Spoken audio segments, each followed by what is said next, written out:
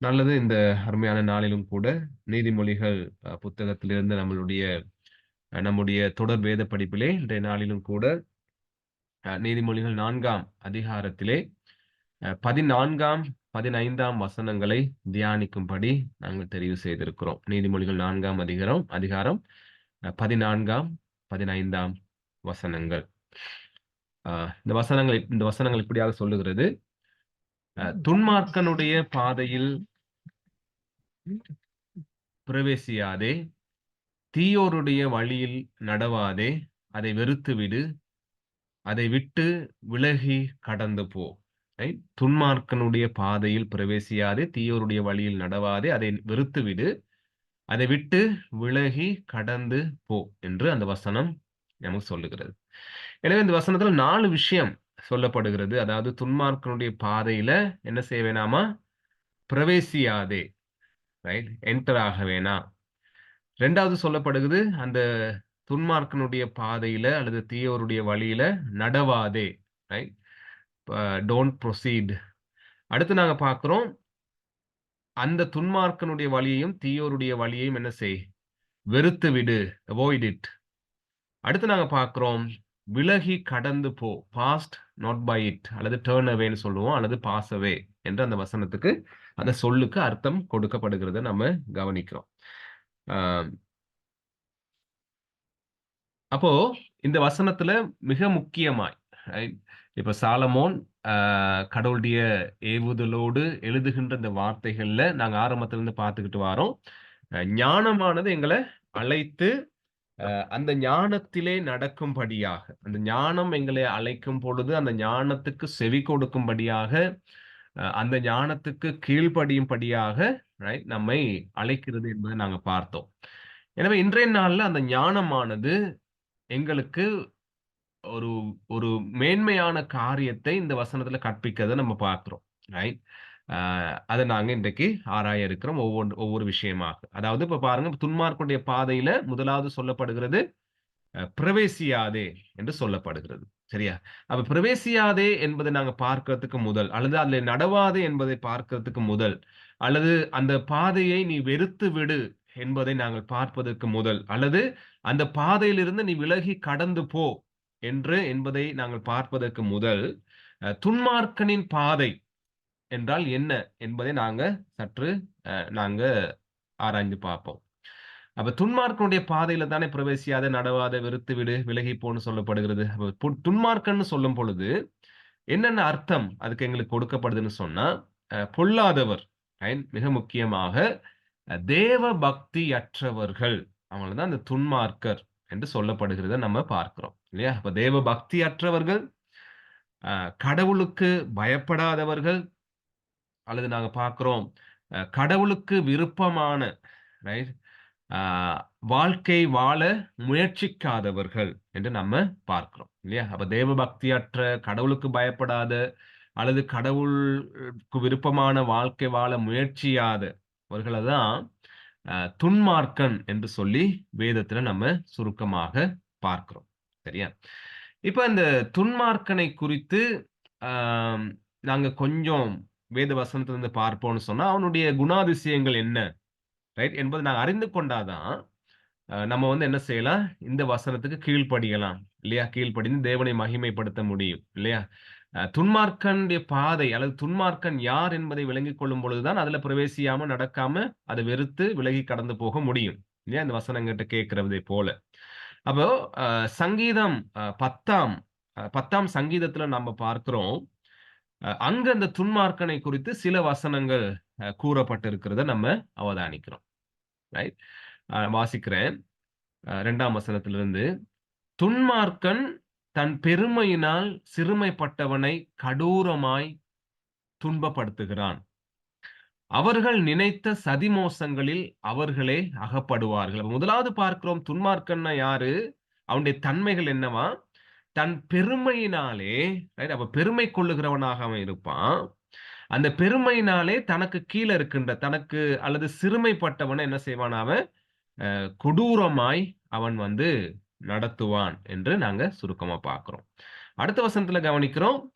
துன்மார்க்கன் தன் உள்ளம் இச்சித்ததை பெற்றதினால் பெருமை பாராட்டி பொருளை அபகரித்து தன்னைத்தான் போற்றி கர்த்தரை அசட்டை பண்ணுகிறான். இப்ப யாரு துன்மார்க்கன்? அவன் வந்து தன்னுடைய உள்ளம், தன்னுடைய இருதயம் இச்சித்தத பெற்றுக்கொண்டதினால என்ன செய்வான்? அவன் பெருமை பாராட்டுகிறவனாக இருப்பான். அப்ப 2ஆம் வசனத்திலயும் பார்க்கிறோம் பெருமை, 3ஆம் வசனத்திலயும் பார்க்கிறோம் பெருமை. அப்ப துன்மார்க்கனுடைய ஒரு நல்ல ஒரு ஒரு ஒரு துன்மார்க்கனை அறிந்து கொள்வதற்கான ஒரு உதாரணம் அல்லது அவனுடைய குணாதிசயத்தை நாங்க கண்டு கொள்றோம்னு சொன்னா என்ன தன்மையாக இருக்கும்? பெருமை பாராட்டுகின்ற தன்மை துன்மார்க்கனுடைய குணாதிசயம். இப்ப என்ன செய்வானா? பெருமை பாராட்டுவானா? உள்ளம் இச்சித்தது நடைபெறும் பொழுது, தான் விரும்பியது கிடைக்கும் பொழுது, அவனுடைய வாழ்க்கையில பெருமை உண்டாகிறதாம். அதேபோல மற்றவர்களுடைய பொருளை அபகரித்து கொள்ளுவான் அவன். ரைட்டா? மற்றவர்களுடைய பொருளை குறித்த ஆசை, இச்சை, ரைட்? அதை எப்படியாவது தனக்கு உரிமையாக்கிக் கொள்வதற்கான முயற்சிகளை செய்கின்றவனாக இந்த துன்மார்க்கன் இருக்கிறான் என்பதை நம்ம பார்க்கிறோம். சரியா? அபகரித்து தன்னைத்தான் போற்றி. அப்ப துன்மார்க்கன் தன்னை புகழுகிறவனாக இருப்பான். தன்னை மேன்மைப்படுத்துகிறவனாக, தனக்கு அடையாளம் தேடுகிறவனாக அவன் எப்பொழுதும் காணப்படுவான். அப்ப போற்றுதல், கௌரவம் அல்லது மேன்மைகளை தனக்கு உரியதாக்கிக் கொள்ளுகிறவனாக அவன் காணப்படுவான் என்று சொல்லப்படுகிறது. மட்டுமல்ல அந்த வசனம் முடியும்போது சொல்லுது, அந்த துன்மார்க்கன் என்ன செய்வானா?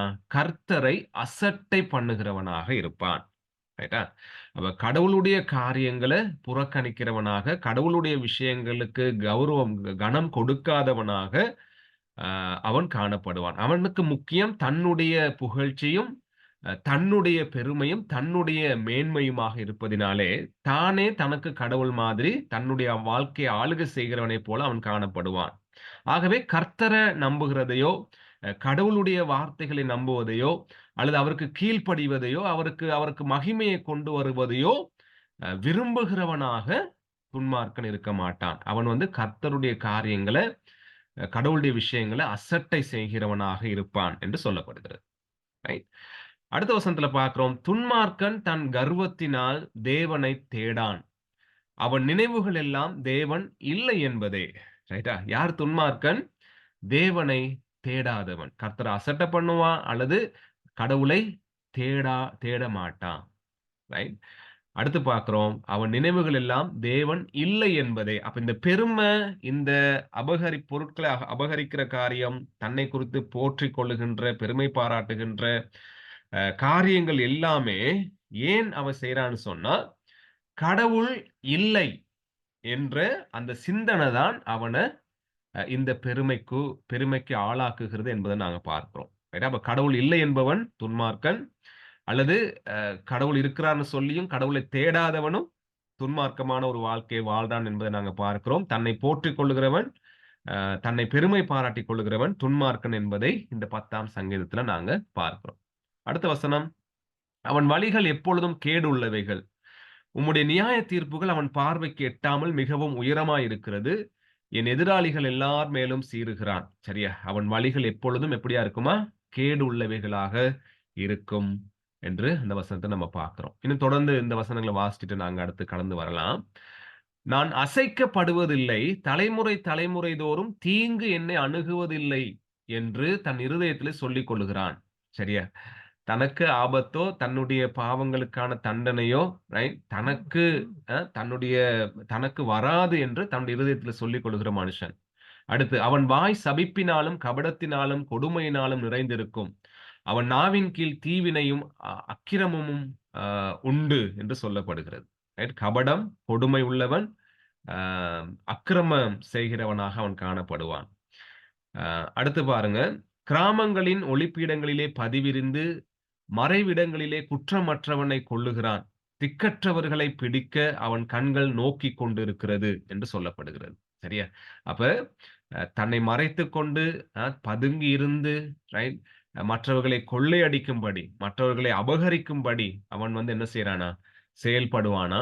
அதே நேரத்துல பலவீனர்களை, ரைட், அல்லது சமுதாயத்துல அந்தஸ்து இல்லாதவர்களை பிடிக்கிறதுக்கு, அவங்களுடைய வாழ்க்கையை இல்லாமல் செய்யறதுக்கு எப்பொழுதும் அவன் நோக்கமாகவே இருப்பான் என்று சொல்லப்படுகிறது. அடுத்த வசனம், தன் கெபியில் இருக்கிற சிங்கத்தைப் போல மறைவில் பதிவிருக்கிறான். ஏழையை பிடிக்க பதிவிருந்து ஏழையை தன் வலைக்குள் இழுத்து பிடித்துக் கொள்ளுகிறான். திக்கற்றவர்கள் தன் பலவான்கள் கையில் விழும்படி அவன் பதுங்கி கிடக்கிறான். தேவன் அதை மறந்தார் என்றும் அவர் தம்முடைய முகத்தை மறைத்து ஒரு காலும் அதை காண மாட்டார் என்றும் தன் இருதயத்திலே சொல்லிக் கொள்கிறான். சரியா? அப்ப நாங்க இந்த சங்கீதத்துக்கு இப்ப விளக்கம் பார்க்கல. ரைட்? மேலோட்டமாக நாங்க இத வாசிச்சு பார்க்கிறோம். ரைட்? அப்ப துன்மார்க்கன் எனும் பொழுது அவன் நாங்க முதல்ல கண்டதைப் போல அவன் தேவன் இல்லை என்பதும் அல்லது தேவனுக்குரிய கனத்தை செலுத்தாம தன்னுடைய இஷ்டத்தின்படி நாங்க ஏற்கனவே நீதிமொழிகள்ல பார்த்ததைப் போல தன்னுடைய சுய புத்தியில சாய்ந்து கொள்ளுகிறவனாக அல்லது கடவுளுடைய வார்த்தைகளை புறக்கணித்து அந்த பக்திக்குரிய அல்லது கடவுள் எதிர்பார்க்கின்ற விஷயங்களை புறக்கணித்து அல்லது அதை அசட்டை பண்ணி தன்னைத்தானே பெருமைப்படுத்திக் கொண்டு தன்னுடைய வாழ்க்கையில சபிப்பு, கபடம், கொடுமை இது எல்லாவற்றையும் தன்னுடைய வாழ்க்கையின் ஒரு அங்கமாக கொண்டு மற்றைய மனிதனை நேசிக்காத அல்லது மற்றைய மனிதனுடைய வாழ்க்கையை அழிக்கும்படிக்கு எப்பொழுதும் யோசிக்கின்ற, சிந்திக்கின்ற மனிதனை முக்கியமாக தேவன் இல்லை என்று சொல்லுகின்ற அல்லது தேவனுக்குரிய காரியங்களை அசட்டை பண்ணுகிற அல்லது தேவனை தேடாத ஒரு தன்மைதான் துன்மார்க்கனுடைய தன்மை என்பதை நாங்க இங்க மாத்திரம் அதாவது 10ஆம் சங்கீதத்துல நாங்க அவதானிக்கிறோம். இப்போ நாங்க வாசிச்ச வசனத்துக்குள்ள வர்றோம். இது நீதிமொழிகள் 4:14 ரைட்? அப்ப அப்படியான துன்மார்க்கனுடைய இப்ப நாங்க வாசித்தோம் அந்த வாழ்க்கை முறையை கொண்ட துன்மார்க்கனுடைய வழியில நீங்க என்ன செய்ய வேணாமா? பிரவேசிக்க வேண்டாம் என்று சொல்லப்படுகிறது. ரைட்? அவன் பிரவேசியாதே அவனுடைய வாழ்க்கைக்குள்ள நீ அவனுடைய பாதைகளிலே பிரவேசியாதுன்னு சொல்லும் பொழுது நாங்க எப்படி அதை புரிந்து கொள்றோம்னு சொன்னா அவனுடைய வாழ்க்கைய அல்லது அவனை நீங்க என்ன செய்யக்கூடாதா கிட்டி சேரக்கூடாது. ரைட்? அப்படியானுடைய வாழ்க்கை முறையை நீங்க பின் தொடரக்கூடாது. ரைட்? அல்லது அப்படியானவர்களுடைய வாழ்க்கை முறைக்குள்ள நீங்க என்ன செய்திடக்கூடாது உட்பிரவேசிக்க கூடாது. ரைட்? ரைட்? அதாவது அணுகாதே பிரவேசியாதுன்னு சொல்லும் பொழுது நீ அணுகாதே ரைட் என்று அந்த வசனம் எங்களுக்கு விளக்கம் கொடுக்கிறத நம்ம பார்க்கிறோம். சரியா? அப்ப நாங்க இப்படி கடவுளுக்கு விரோதமாக அல்லது கடவுளை அகௌரவப்படுத்தும்படியான செயல்களுக்குள்ள நாங்க என்ன செய்யக்கூடாது பிரவேசிக்க கூடாது, அணுகக்கூடாது, நாங்க கிட்டி சேரக்கூடாது, அதை பின் செல்லக்கூடாது, அதுக்குள்ள உட்பிரவேசிக்க கூடாது என்பதை நாங்க பார்க்கிறோம். இந்த நீதிமொழிகள் 4:14 வசனத்துல அதுல நீங்க பிரவேசிக்க வேண்டாம். அடுத்த சொல்ல பார்த்தோம் என்னது நடவாதே ரைட் டோன்ட் ப்ரொசீட் என்று சொல்லப்படுது. நடவாதே ரைட் அதாவது அந்த துன்மார்க்குடைய வழியில நீங்க பிரவேசிக்காம இருக்கிறது அதை அணுகாம இருக்கிறது மாத்திரமல்ல அதுல நடக்கக்கூடாது. சரியா? ஏன்னா அந்த வாழ்க்கை முறை கடவுள் எதிர்பார்க்கிற மாதிரியான ஒரு நேரான வாழ்க்கை கிடையாது. ரைட்? அது ஒரு கோணலான அல்லது ஒரு முறையற்ற சரியா ஒரு தாறுமாறான ஒரு வாழ்க்கை முறையாக அது இருக்கும். சரியா? எனவே இங்க சொல்லப்படுகிறது அந்த தாறுமாறான முறையற்ற வாழ்க்கையை நீங்க என்ன செய்யாதீங்க ப்ரொசீட்னு சொல்லும்போது தொடர்ந்து பின்பற்றி செல்லாதீங்க. சரியா? அங்க சொல்லப்படுகிறது அவர்கள் அதற்காக உன்னை தூண்டினாலும் சரியா இப்ப என்னது இந்த துன்மார்க்கமான வாழ்க்கை வாழ்றவங்க அவர்களுடைய வாழ்க்கை முறையின்படி நாங்களும் வாழ விரும்புகிறவர்களாக இருப்பாங்க அல்லது அவர்களோடு இணைந்து கொள்ளும்படி எங்களை தூண்டுகிறவர்களாக சில நேரங்கள் இருப்பாங்க. காரணம் என்ன? வெளிப்படையான பக்தி வாழ்க்கை அல்லது வெளிப்படையான இப்படியான கடவுளுக்கு அதாவது மற்றவர்களை வஞ்சித்து பொருளை அபகரித்து பெற்றுக்கொள்வதினாலே அவர்கள் எப்படி இருப்பாங்க ஐஸ்வர்யவான்களாக அல்லது வெளிப்படையாக மிகவும் செழிப்புள்ளவர்களாக அவங்க காணப்படுவதினாலே அவங்களுடைய அந்த செழிப்பு வாழ்க்கை என்ன செய்யும் நம்மள தூண்டி ரைட் அதன்படி நடந்து கொள்ளுவதற்கான ஒரு ஆசையை நம்முடைய வாழ்வில அது உண்டு பண்ணக்கூடும். சரியா? எனவே அப்படி உண்டு பண்ணினாலும் நீங்க என்ன செய்யக்கூடாது அதற்கு உடன்பட வேண்டாம். அதே நேரத்துல அந்த வசனத்துக்கு அர்த்தம் கொடுக்கப்படுது என்னன்னு சொன்னா சந்தோஷத்தோட அந்த வாழ்க்கைக்குள்ள நீங்க பிரவேசித்து அவங்களோட சேர்ந்து என்ன செய்ய வேணாம் நடக்க வேண்டாம்.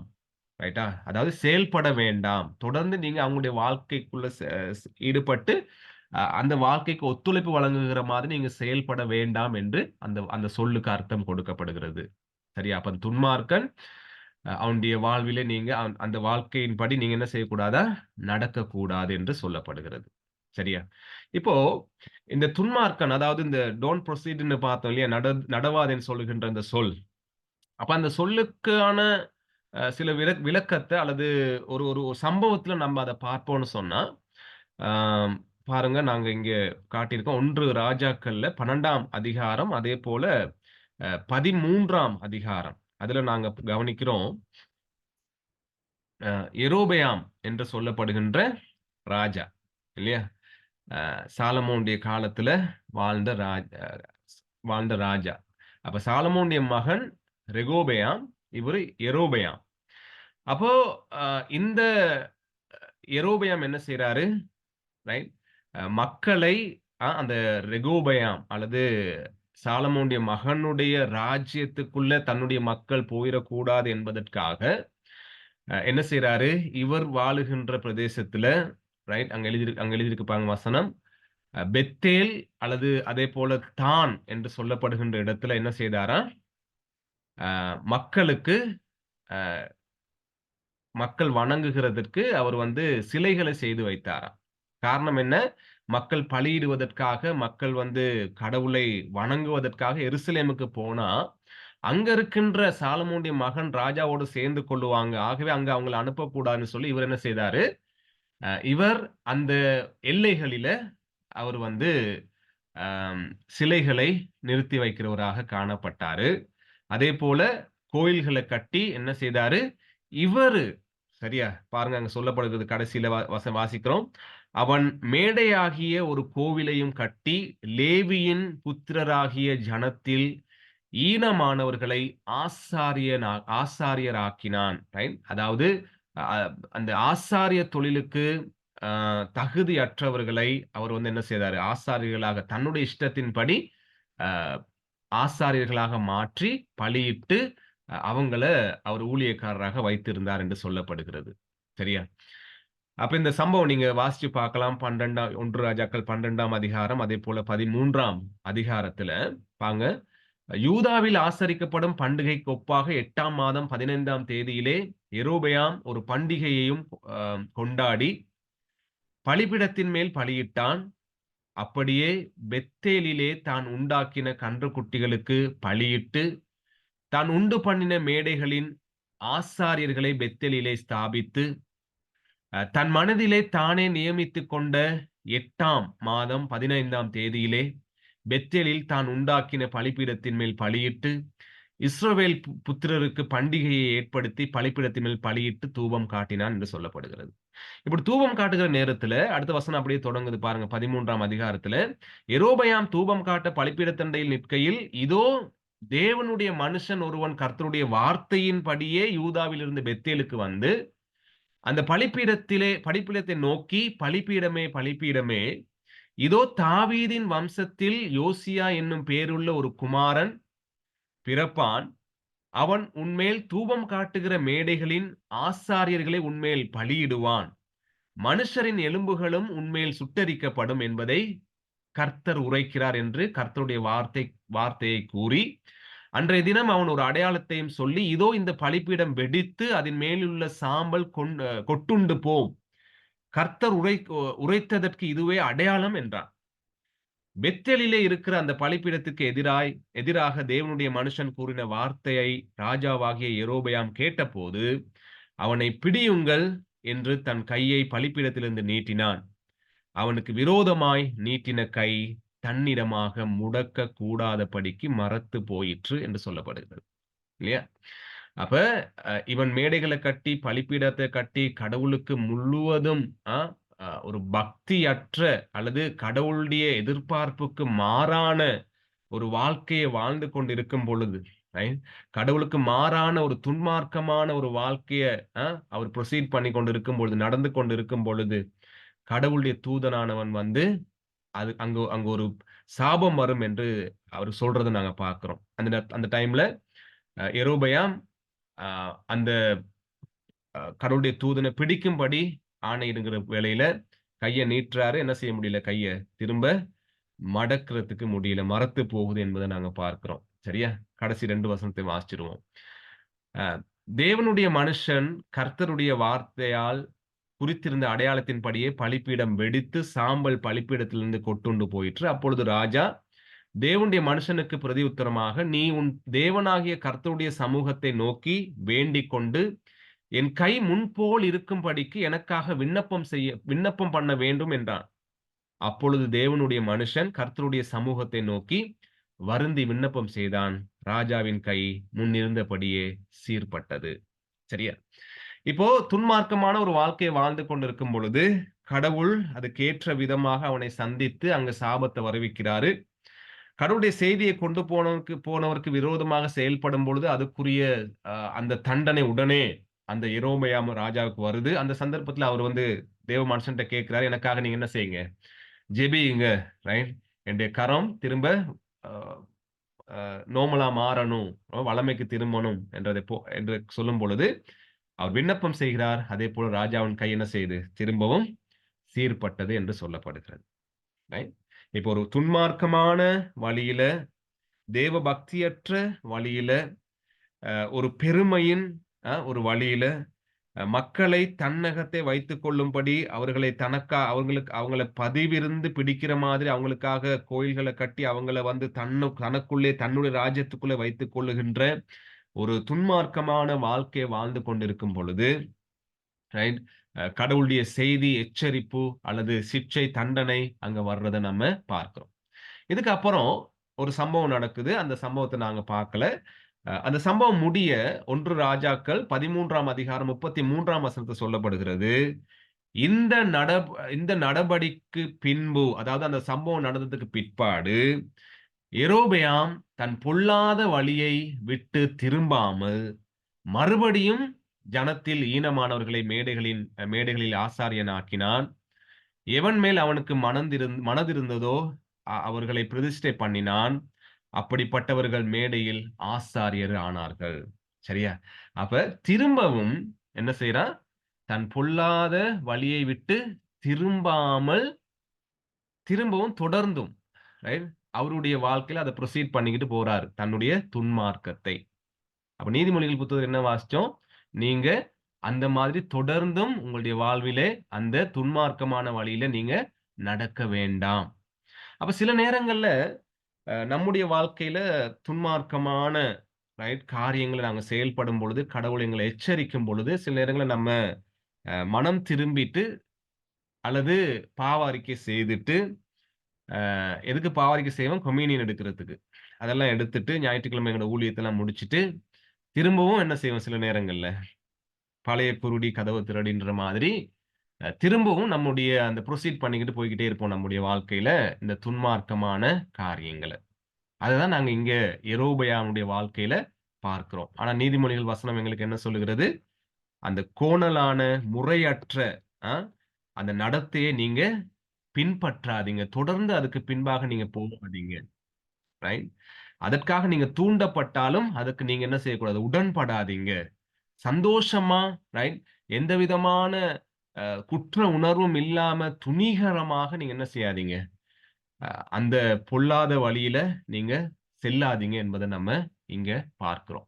ரைட்? அப்ப நடவாதே என்று சொல்லும் பொழுது, தொடர்ந்து அந்த வழியில செல்லாதீங்க என்பத இந்த வசனம், அந்த வசனத்துல அந்த 2வது சொல் எங்களுக்கு காண்பிக்கிறத நம்ம காண்றோம். சரியா? அடுத்து பார்த்தோம் என்னது? அந்த துன்மார்க்கமான அல்லது அந்த தீமை செய்கின்ற அந்த மனிதர்களுடைய அம் அ அந்த வழிகளை என்ன செய்யவா? அந்த பாதையில நீங்க செல்ல வேணாம். அத என்ன செய்யுங்க நீங்க? வெறுத்து விடுங்கள். அவாய்ட் பண்ணுங்க என்று சொல்லப்படுகிறது. சரியா? அப்ப ஒரு கிறிஸ்தவனுடைய வாழ்க்கையில அந்த கிறிஸ்துவுக்குள்ள அவன் நடந்து கொண்டு இருக்கும் பொழுது, அவன் செய்ய வேண்டிய சில கடமைகள் இருக்கு இல்லையா? அவனுடைய வாழ்க்கையில. இல்லையா? ரட்சிப்புக்கு தான் நம்ம ரட்சிப்படையறதுக்கு நாங்க ஒண்ணுமே செய்ய முடியாது. கடவுளுடைய இலவசமான ஈவு. இல்லையா? ஆனா ரட்சிக்கப்பட்டதுக்கு அப்புறம், ரைட்? நம்முடைய வாழ்க்கையில அந்த பரிசுத்த வாழ்க்கையில நாங்க முயற்சி செய்யணுமா? கடவுளுக்கு உகந்த வாழ்க்கை வாழும்படி. அந்த முயற்சியும் நாங்க ஏற்கனவே பைபிள்ஸ்ல பார்த்திருக்கோம். எப்படி? ஆண்டவர் இயேசு சொன்னாரு, "என் மேல அன்பா இருந்தால் என் கட்டளைகளை கைக்கொள்ளுங்கள்." அந்த முயற்சி எப்படி வரணும்? கடவுள் மேல இருக்கிற அன்பின் நிமித்தம் அந்த முயற்சிகள் வரணும் என்பதை நம்ம ஏற்கனவே படிச்சிருக்கிறோம். அப்ப அந்த அன்பின் நிமித்தம் நாங்க என்ன செய்றோம்? அந்த துன்மார்க்க வழியில நாங்க தொடர்ந்தும் செல்லாமல், அதுல பிரவேசியாம, அத நாங்க என்ன செய்றோமா? வெறுத்து தள்ளும்படி, வெறுத்து விடும்படி நாங்க நீதிமொழிகள் புத்தகத்துல வாசிக்கிறோம். அதாவது அந்த வழிய நீங்க புறக்கணியுங்கள். ரைட்? அந்த வழிய நீங்க விட்டுடுங்க.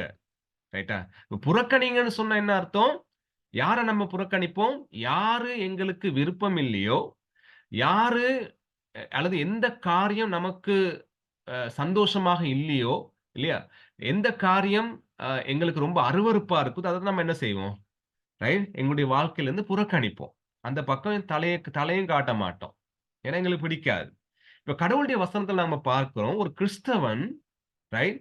துன்மார்க்கமான வழியில என்ன செய்யக்கூடாது? அவன் வந்து துன்மார்க்கமான வழிய புறக்கணிக்க வேண்டும் என்று, அதை விட்டுவிட வேண்டும் என்று சொல்லுகிறத நம்ம பார்க்கிறோம். அப்ப நாங்க அந்த வழிகளை ரைட் அருவருக்கணும். அது நம்முடைய வாழ்வில் இருந்து அ புறக்கணிக்க நாங்க தொடர்ந்தும் செயல்படணும் என்பதை அந்த சொல் எங்களுக்கு காண்பிக்குது. கடைசியா பார்க்கிறோம்.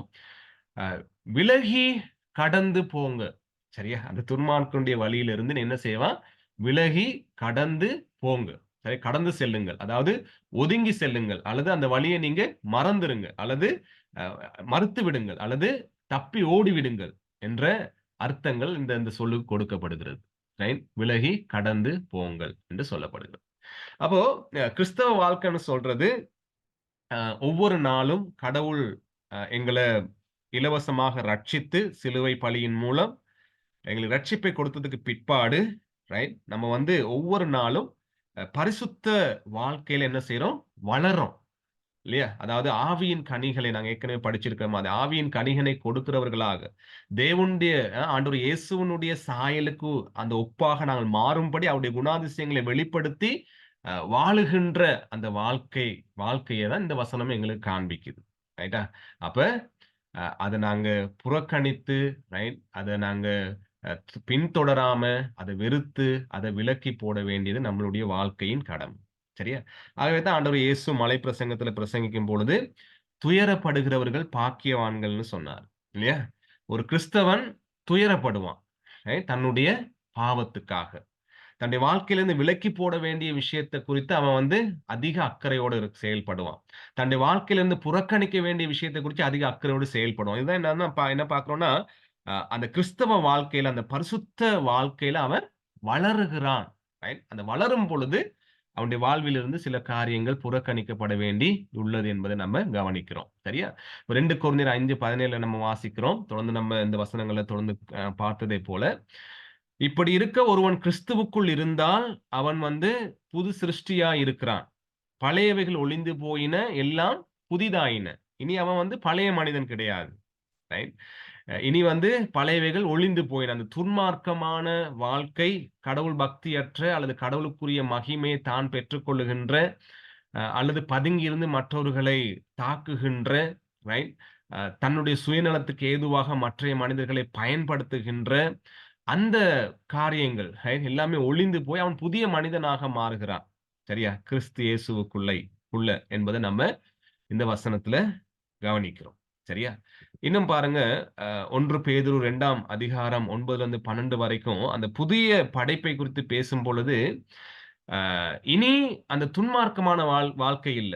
இனி என்னவா, நீங்களோ உங்களை அந்தகாரத்தில் நின்று தம்முடைய ஆச்சரியமான ஒளியினிடத்துக்கு வரவழைத்தவருடைய புண்ணியங்களை அறிவிக்கும்படிக்கு தெரிந்து கொள்ளப்பட்ட சந்ததியாயும், ராஜரீகமான ஆசாரிய கூட்டமாயும், பரிசுத்த ஜாதியாயும், அவருக்கு சொந்தமான ஜனமாயும் இருக்கிறீர்கள். இனி அங்க துன்மார்க்கம் என்ற சொல்லுக்கு இடம் இல்ல பாருங்க. ரைட்? துன்மார்க்கம்ன்னு அங்க வசனம் நமக்கு அந்த சொல் சொல்லப்படல. மேன்மையான சொற்கள் சொல்லப்படுகிறது. இல்லையா? அப்ப துன்மார்க்கனாக இருப்போம்ன்னு சொன்னா, நாங்க பார்த்த மாதிரி அந்த வழிகளை பின்பற்றி விருப்பத்தோட நாங்க அ அவங்க அருகாமையில சென்று தேவ பக்தியற்ற வாழ்க்கைய வாழுவோம். ஆனா இப்போ அந்த துன்மார்க்கமான, அந்த இருளான, அந்த அந்தகாரமான வாழ்க்கையிலிருந்து கிறிஸ்து இயேசுவுக்குள்ள அந்த ஒளியின் இடத்துல நம்ம அழைக்கப்பட்டிருக்கோம். வெளிச்சத்துக்குள்ள ஒளியின் இடத்துல அழைக்கப்பட்டிருக்கிறோம். ரைட்? அழைக்கப்பட்ட வாழ்க்கை எப்படியாப்பட்டதா? ரைட்? கடவுளால தெரிந்து கொள்ளப்பட்ட சந்ததி. ராஜரீகமான ஆசாரிய கூட்டம். ரைட்டா? இனி நாங்க எல்லாருமே ஆசாரியர்கள். ரைட்? நாங்க வந்து எல்லாரும் பரிசுத்த ஜாதி. அவருக்கு சொந்தமான ஜனம். முன்னே நீங்கள் தேவனுடைய ஜனங்களாய் இருக்கவில்லை. இப்பொழுதோ அவருடைய ஜனங்களாய் இருக்கிறீர்கள். முன்னே நீங்கள் இரக்கம் பெறாதவர்களாய் இருந்தீர்கள். இப்பொழுதோ இரக்கம் பெற்றவர்களாய் இருக்கிறீர்கள். அப்ப முன்னேன்னு சொல்லும் பொழுது துன்மார்க்கமான வாழ்வு. ரைட்? கடவுளை அ தேடாத அல்லது கடவுளை நம்பாத, கடவுள் இல்லை என்று சொல்லுகின்ற அந்த பெருமை மிகுந்த வாழ்க்கை. நானே என்னுடைய வாழ்க்கைக்கு ராஜா என்று சொல்லுகின்ற வாழ்க்கை. ரைட்? அப்படியாப்பட்ட ஜனங்களாக இருந்த நாங்க இப்ப தேவனுடைய ஜனங்களாய், ரைட், வாழும்படியான இரக்கத்தை நாங்க பெற்றிருக்கின்றோம். அடுத்த வசனம். பிரியமானவர்களே, அந்நியர்களும் பரதேசிகளுமாய் இருக்கிற நீங்கள் ஆத்துமாவுக்கு விரோதமாய் போர் செய்கின்ற மாம்ச இச்சைகளை விட்டு விலகி, அந்த துன்மார்க்கமான அந்த வழிகளை விட்டு நீங்க விலகி, ரைட், போர் செய்கிற மாம்ச இச்சைகளை விட்டு விலகி, புறஜாதிகள் உங்களை அக்கிரமக்காரர் என்று விரோதமாய் பேசும் விஷயத்தில் அவர்கள் உங்கள் நற்கிரியைகளைக் கண்டு அவற்றின் நிமித்தம் சந்திப்பின் நாளிலே தேவனை மகிமைப்படுத்தும்படி நீங்கள் அவர்களுக்குள்ளே நல் நடக்கை உள்ளவர்களாய் நடந்து கொள்ளுங்கள் என்று உங்களுக்கு புத்தி சொல்லுகிறேன். சரியா? அப்ப நாங்க வாசித்ததைப் போல, துன்மார்க்கமான பாதையில பிரவேசிச்சா, நாங்க என்ன செய்ய முடியாது? கடவுளை மகிமைப்படுத்த முடியாது. மக்கள் எங்களுடைய நல்ல நடக்கைகளை பார்த்து, அவங்களும் என்ன செய்ய முடியாது? கடவுள மகிமைப்படுத்த முடியாது. அல்லது நாங்க கடவுளுடைய ஜனங்கள் என்று சொல்லிக் கொள்ளவும் முடியாது. இல்லையா? அப்போ துன்மார்க்கனுடைய பாதையில பிரவேசியாதே, தீயருடைய வழியில நடவாதே, அதை வெறுத்து விடு, அதை விட்டு விலகி கடந்து போ. ஏன்னா, உன்னுடைய வாழ்க்கை எப்படியாப்பட்டது இப்போ? ரைட்? பரிசுத்தத்துக்கு அல்லது ராஜரீகமான ஆசாரிய கூட்டமாய், கடவுளுக்கு உகந்த ஜனங்களாய், கடவுளை குறித்து மற்றவர்களோடு பேசுகின்ற, என்னத்த பத்தி பேசணுமா? அ கிறிஸ்து இயேசுவை குறித்து, ஒளியினிடத்திலே வரவழைத்தவருடைய புண்ணியங்களை, ரைட், அறிவிக்கும்படி தெரிந்து கொள்ளப்பட்ட, ரைட், கடவுளுக்காக வேறு பிரித்து அழைக்கப்பட்ட ஜனங்களாய் இப்ப நீங்க இருக்கிறீங்க. ஆகவே துன்மார்க்கனுடைய பாதையில திரும்பவும் பிரவேசியாதீங்க. தீயோருடைய வழியில திரும்பவும் நடக்க ஆயத்தப்படாதீங்க. அத வெறுக்கின்ற ஒரு இருதயத்த எப்பொழுதும் கடவுள்ட்ட கேட்கணும் நம்ம. அதை விட்டு விலகி கடந்து போக வேண்டியவர்களாக நாங்க இருக்கிறோம். சரியா? அப்ப இனியும் நான் துன்மார்க்கன் இல்லை. இப்ப நான் யாரு? கடவுள் இயேசு கிறிஸ்துவுக்குள்ள நீதிமானாக மாற்றப்பட்டிருக்கின்றேன். ரைட்? அப்ப நான் இப்ப கடவுளுடைய பிள்ளையாக நான் வாழும்படி அழைக்கப்படுகிறேன். எனவே துன்மார்க்கமான வாழ்க்கைக்கும் எங்களுக்கும் சம்பந்தம் இல்ல. அந்த தன்மைகள் எங்களுக்குள்ளே வரும்பொழுது, ஆண்டவருடைய வசனம் சொல்லுகிறது, அதுல பிரவேசியாதீங்க. ரைட்? அத விட்டு ஓடுங்க. ரைட்? அத விட்டு தூரமா இருங்க. கடந்து போங்க. அத அவாய்ட் பண்ணுங்க என்று சொல்லி எங்களை அழைக்கிறத நம்ம இந்த 2 வசனங்களுக்குள்ள பார்க்கிறோம். அடுத்த வாரம் மிகுதியான காரியங்கள நம்ம அவதானிக்க முடியும். Thank you. நல்லது. எதுவும் உங்களுக்கு பகிர்ந்து கொள்ள இருக்கும்னு சொன்னா நீங்க பகிர்ந்து கொள்ளலாம்.